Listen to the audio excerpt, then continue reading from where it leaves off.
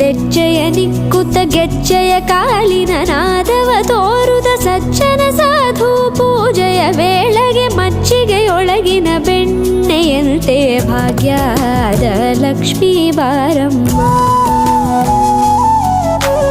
ಹೆಜ್ಜೆ ಮೇಲೊಂದೆಜ್ಜೆಯ ನಿಕ್ಕುತ್ತ ಗೆಜ್ಜೆಯ ಕಾಲಿನ ನಾದವ